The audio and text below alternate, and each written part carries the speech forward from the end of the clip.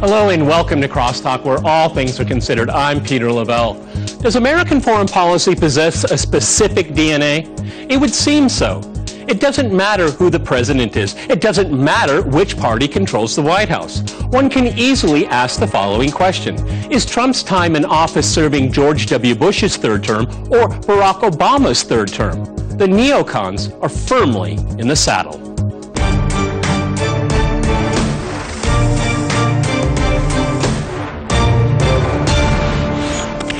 Cross-talking American foreign policy, I'm joined by my guest, Hillary Leverett in Washington. She is currently CEO of Strategia, a political risk consultancy, and co-author of the book Going to Tehran. Also in Washington, we have Michael Flanagan. He is president of Flanagan Consulting and a former congressman. And in New York, we cross to Don DeBar. He is an anti-war activist and host of a daily radio program. All right, crosstalk rules in effect. That means you can jump in anytime you want, and I always appreciate it. Hillary, let me go to you. Off the back of my introduction, I mean, there seems like an enormous amount of continuity in American foreign policy, particularly in this century. I mean, if I didn't know better, I could assume if I didn't know who the president was, based on the campaign, it would be Hillary Clinton in office right now. And that terribly disappoints me, because that was the only reason why I even took an interest in Donald Trump, because he said something different. And now, I guess he's gotten in line. Go ahead, Hillary, in Washington. Yeah, since the end of the Cold War, there has been a bipartisan consensus for an incredibly interventionist U.S. foreign policy to consolidate the sole superpower nature of U.S. power in the wake of the Cold War. I worked in the Clinton White House, the National Security Council, and at the time I was asked to help write an article in Foreign Affairs magazine called The Rogue Regimes, where the United States was going to go after the rogue regimes, Iran, Iraq, and Cuba. Flash forward a few years, there I am in the Bush National Security Council, Bush 43, and there's the Axis of Evil speech, which is almost word for word what the Clinton doctrine was for Iran, Iraq, and Cuba just a few years before. And then we have Obama in Libya and Syria, and now we have Trump, too, with his attacks in Syria. So there is an enormous amount of continuity for an interventionist U.S. foreign policy to preserve, in their view, to preserve American power and American hegemony around the world, but particularly in the Middle East. Okay. Michael, let me go to you in Washington. When I hear bipartisan consensus, I get really, really worried, because that means there's no dissent. Don't disagree. Put your head down and just do what you're told. And that's exactly what's happening. And I'd like to add to that is that the mainstream media, the corporate media, they're just stenographers for that same message. Go ahead, Michael. You're not entirely wrong, but I think this president is a little different. I think if we really had a neocon in office, we'd have 50,000 troops on the ground in Syria, and we'd be looking at a long occupation. I think what you have is a reaction to chemical weapons, at least insofar as they believe it to be true. And I think that's really all you have. There's nobody talking about putting many troops on the ground for an occupation, or hopefully, God says, a reconstruction later. But don't you think it's really a great difference? Don't you think that's a distinction without a difference? I mean, really, okay? Not at all. Not at all. The cost and time and energy spent of the Iraq invasion and occupation is not happening in Syria. The cost and time and expense and reconstruction of the Afghan invasion and occupation is not happening in Syria. And while Hillary is absolutely correct, we have a bipartisan agreement for interventionism. Absolutely, this is interventionist. There's no question that is true. It is not the same as the neocons' dream of U.S. world hegemony. I think there's let me go to Don here, because this is really contentious here. Now, okay, Michael, we have also now Pompeo and Bolton. So maybe you aren't giving the president a chance to get up to speed with the men that followed, that were before him, okay? No, because I'm saying this, Michael, as I'm going to ask Don here. Donald Trump has caved on everything when it comes to foreign policy, virtually, okay? Go ahead, Don. You've been listening. First, on the point of bipartisanship, this is something I always like to just use as context. The only time you know for certain that American politician is telling the truth is when they call another American politician a crook, because they're almost always right, regardless of party. So when you talk about bipartisan consensus, those are the players that we're talking about that are usually, reaching this consensus. It tells you something about the thing that they're agreeing on, what's really behind it. With Trump and the whole foreign policy program that's been implemented so far or stumbled through or whatever since he took office. You have to go back to him pronouncing the heresies that haven't been spoken since World War II, really, by any major party candidate or even any national, someone seeking national office in the United States, challenging the foundational assumptions. NATO perhaps is no longer needed because it was supposed to defend against the Soviet Union, which has been gone for 25 years. Regime change, no good, bad idea. Let's take the money that we're spending on the military and build infrastructure. These are heresies that no one was ever allowed to speak. And because Trump was Trump and was drawing people to television sets during the campaign because he was running, they couldn't turn the cameras off on him like they did on Howard Dean and others that they had, fallen out of favor with the media. So now he comes into office. The context is he committed a series of major crimes, all involving being subservient to a foreign power, the evil one, the one that's been the evil one going back to 1917. So everything that he does that's outside of foreign policy convention is going to be looked at through the prism of, is this Putin pulling his strings? And what's happened is that despite some very bad steps taken, in the opinion of most of the world, and by the way, violating international law on a number of occasions. Okay. He has actually stepped the U.S. out of the way in the main in Syria to allow Russia, Iran, and them to deal with ISIS, and some other things have happened like that on the international stage as well. Okay, Hillary, you wanted to jump in there. So much has already been said on this program. Go ahead. Yeah, I think that Trump, in some ways, has tried to distinguish himself, but in a way, like other presidents, that he is going to pursue American dominance in a smarter, cheaper way. Each of the other presidents before him have tried to do that. He, though, does seem to constantly be trying to come back to his campaign promises to extricate U.S. forces, especially from the Middle East. And I think he's doing that not necessarily because he's a principled person, but because he sees the polls. He sees U.S. public opinion polls here, and he knows that the 2018 November midterm elections are critically important for him. If the Congress here, if the House of Representatives especially turns and is not controlled by Republicans, he would be in danger of impeachment. So he's got to go back to what worked for him in the 2016 campaign. There you have the schizophrenia in a way, because he's trying to appeal to that base to come out in November. But on the other hand, he's had to staff his cabinet with neocons, from Vice President Pence to the new Secretary of State designate Pompeo to his new National Security Council advisor John Bolton. So that's where the schizophrenia comes from. I think it's this attempt to try to get his domestic base out in November. They do not want another war in the Middle East. They do not want U.S. troops and treasure squandered abroad. He has to then deal with the fact that he's staffed his entire the upper echelons of his government with neocons. Michael, Trump really puts himself into a very tight corner because he's disappointing members of his base, people that were very, very supportive of his foreign policy approach during the campaign. And then you have the foreign policy swamp, the blob, and the media that says, well, you're a wimp because you only hit 3 buildings in a Damascus suburb. I mean, he's stuck between the two of them. Go ahead, Michael.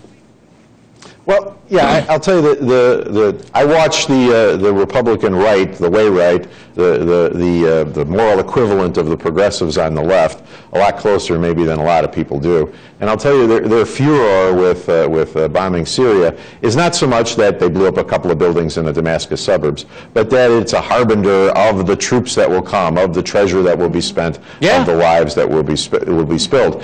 It's not going to happen.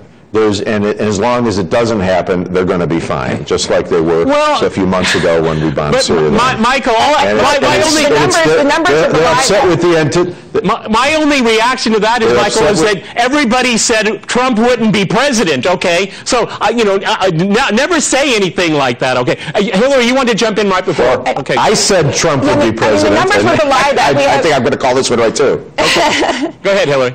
Yeah, and with all due respect, I think it's important to actually look at the numbers.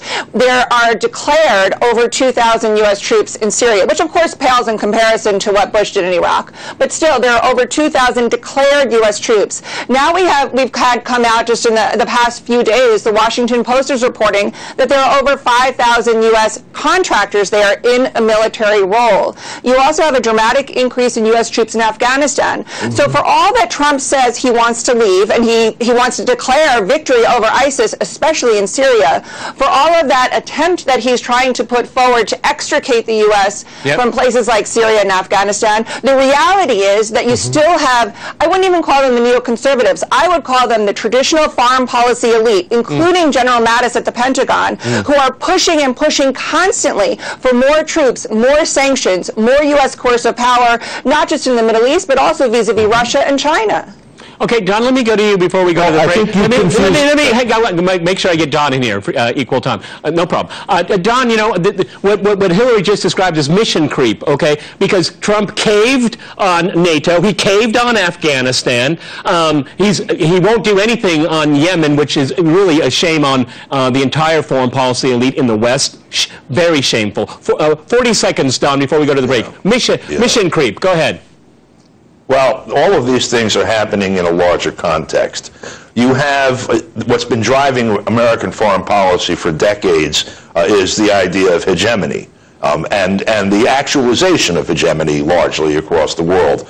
That period has passed. Perhaps it's an epochal shift even. We're seeing a multipolar world rise. We're seeing it actualized. And so the foreign policy perspectives of everyone really has to either ignore that and try to undo it, which I think is impossible and means World War III, essentially, or accommodate it. I believe inside the elites in the West, and I think that Trump, in a very strong way, represents this, one of these tendencies, that there are some that acknowledge the old model doesn't work. It's okay to be at the table with other people. We come with many things of value. I got to jump in here. And so that's what I think is going on. I have to jump in here. We're going to go to a hard break, and after that hard break, we'll continue our discussion on Trump's foreign policy. Stay with our team.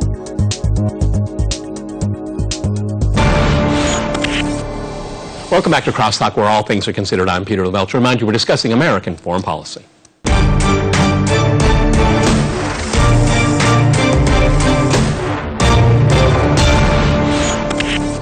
Okay, let's go back to Hillary in Washington. Vigilante foreign policy and the great powers.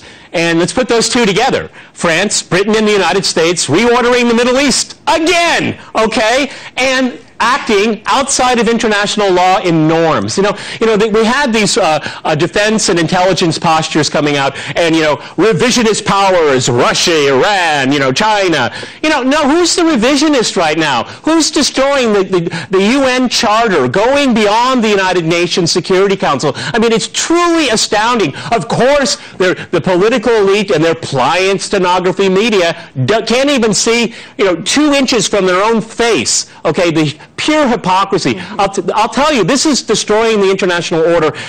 And being I was trained as a professional historian. Remember the League of Nations, okay, when everyone started ignoring it at everyone's peril. I don't think there's a question there, Hillary, but I think you know what I mean. Go ahead. Yeah, but I think it's a critically important point, because you have essentially you have Britain and France in very weak positions that have apparently, seemingly decided to align themselves firmly with the United States and not be independent powers.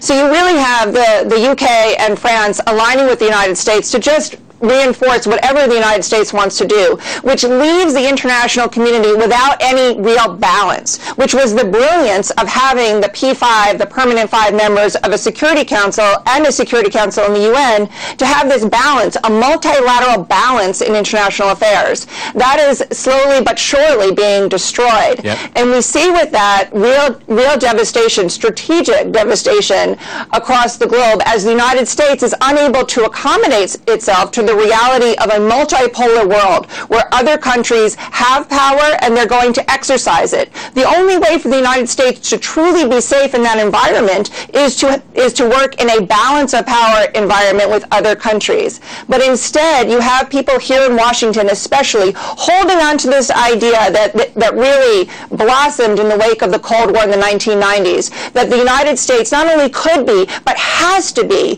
the sole superpower in order to protect itself. That is really what's so dangerous and what I'm concerned is happening right now. You know, Michael, I want to stay with Britain, France, and the United States.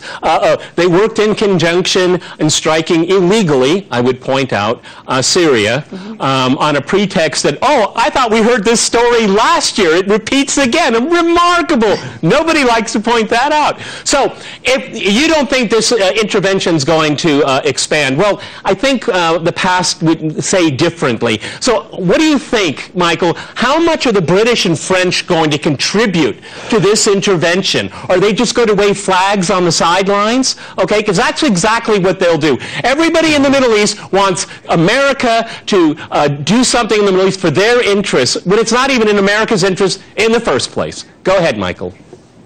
I got 14 premises there, Peter, and I love you, but I'm having trouble keeping my head around all of them, so let me try here. Okay. First, I don't think that we are going to be interventionist, and you've asked me to comment on something I don't believe, so I just don't think it's going to happen. Secondly, very quickly with Hillary and the numbers question before the break, the numbers there are aimed at ISIS, not at toppling the regime in Damascus, as they would be if we were neocons. Really? And that's simply, it's just not happening. They're coming and they're going. Really? Let me finish. Well, I'm sorry, host, yes, okay. I don't think it's about toppling Assad. I think it's about stopping chemical weapons and defeating. The troops are there to defeat ISIS. It has nothing to do with but Michael, Assad, and I think you have trouble proving otherwise. When you look at American intervention, look at all the bombing that the United States and its allies have done during the entire course of this war. What they've done is destroy the infrastructure of the Syrian state. No, they didn't go after ISIS. They didn't go after al-Nusra. No, they didn't. What they try to do is erode the sovereignty of Syria, and then the Russians come in, invited in under international law, and then all of a sudden you see the Islamic State starting to shrink. And of course, Trump, maybe willingly, unwillingly, takes credit for it, okay? There's no reason to believe the good intentions of the United States in Syria when its aims are not clear, and when you have someone like Nikki Haley saying, we got to keep our eye on Iran. For maybe a moment, she was transparent. I'll let you finish your point, Michael. Go ahead.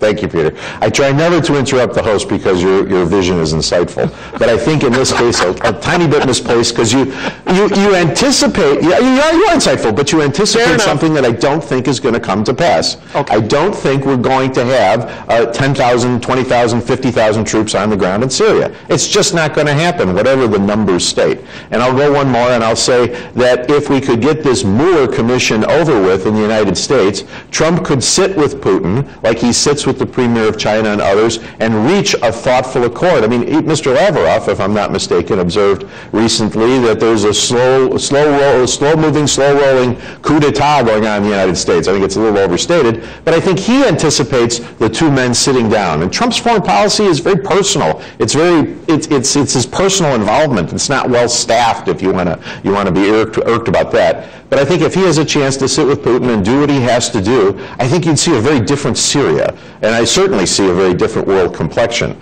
He's making great strides with the Chinese in ways that this nation hasn't done before. I think the North Koreans announced today or yesterday or sometime in the near past that they were going to actually look at finally ending the Korean War. That's an incredible stride forward, and it absolutely had to involve the Chinese and Americans working together. Yeah, well, that's interesting, Michael, and I'll pass this over to Don. They might end their hostilities. They might actually sign a peace treaty.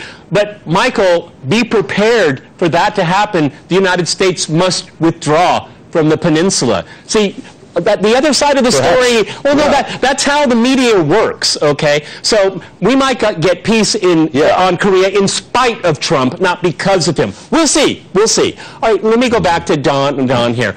I mean, we had a number of cases during the Obama administration where we had a ceasefire in Syria.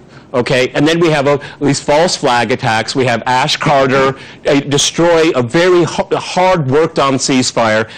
I see the same thing repeating, and I said in the introduction of my program, it doesn't matter who's president, it doesn't matter what party's in power. We have elements within the deep state. Hillary has already talked about it here. They're not going to let this happen because that would actually be a recognition that hegemony, the moment of hegemony, has come to an end. And that's like telling these neocons there's no God. Go ahead, Don. Look, we know that, first of all, there have been battles on the ground in Syria between Pentagon-backed jihadis and Langley-backed jihadis. So, there are competing American interests on the ground in Syria, that's the point. And they are merely a manifestation of competing interests in Washington, or in Washington and Langley, or whatever, that, were more or less bundled together for the period from 1945, perhaps, all the way up until last year. And that's started to come unraveled. I think Trump represents a distinct tendency against the trend that prevailed before. And I think what we're seeing in Korea, for example, is a manifestation of that. And I think a recognition of it on the part of Pyongyang and Beijing. We have to remember what happened. Japan occupied Korea up as far into the peninsula as it could. The United States conquered Japan, and there's no other word for it, unconditional surrender, and essentially just occupied the military bases that Japan had used to occupy Korea up to that point. Then the United States gets into a war, some say tries to take the rest of the peninsula, whatever, and then you have essentially no peace since 1952. The United States has refused to withdraw from Korea. The United States has refused to sign a peace treaty with North Korea, has refused to allow the Korean Peninsula to reunify. Now, if you look at this moment, Trump is actually in a position to allow that to happen politically. If he came out of Korea talks with a peace treaty that allowed the U.S. to pull its troops out of Korea, he could actually benefit politically, and that's probably the first time that's true since 1952 for an American Well, that's president. really interesting, but I'm not sure that that would be considered a victory for the deep state, because, well, what about all those contracts and all those musicians and all those ships? What a pity that would be. See, peace would really exactly. Peace is an impoverishing idea for the current foreign policy elite. I see you nodding your head, Hillary. Go ahead. Yeah, I mean, it would be devastating, I think, to the foreign policy elite here in Washington. But strategically, it certainly would be wise if Trump could have some sort of peace or settlement or reconciliation with North Korea that would unify the peninsula and have Korea as Korea, not North and South, but Korea as a state, as a nation, to balance along with Japan and China. That would lead to a much more stable environment in Asia and a much more effective position for the United States in Asia, and I would argue throughout the world. But that is something that the foreign policy elite here would hate, because it has to be essentially the United States against somebody to fuel both the military-industrial complex here, but also the foreign policy as they see it is not one of balance. It can't be one where you have a strong China, a strong Korea, a strong Japan. It has to be dominance, all of those countries having their power only because the United States lets them do so. Yeah. That to me is the strategic problem. And you have that in the Middle East too, where I agree with Mike in some ways that Trump may not want to have what's happening, but it is a slippery slope, not one that's accidental, one that is purposeful by the foreign policy elite to maintain American dominance. They really screwed up in terms of Libya, Syria, Iraq. And the problem for them now is they're facing those countries not being part of the pro-American political and security order in the Middle East. And that is something that is unacceptable. Regardless of what the outcome is, whether it's ISIS or a new ISIS, they can't accept those countries, Syria, Iraq, Turkey, Egypt, Iran. They can't accept those big, important countries as independent powers. Well, That's absolutely true, and we didn't even have a chance to talk about the influence of Israel and Saudi Arabia on his thinking in terms of the Middle East here. I feel like we just hit the tip of the iceberg. There's so much more to talk about. Michael, I really appreciate you coming on the program, even though I was arguing with you. Always add value here. Okay, that's all the time we have. Many thanks to my guests in Washington and in New York, and thanks to our viewers for watching us here at RT. See you next time, and remember, crosstalk rules.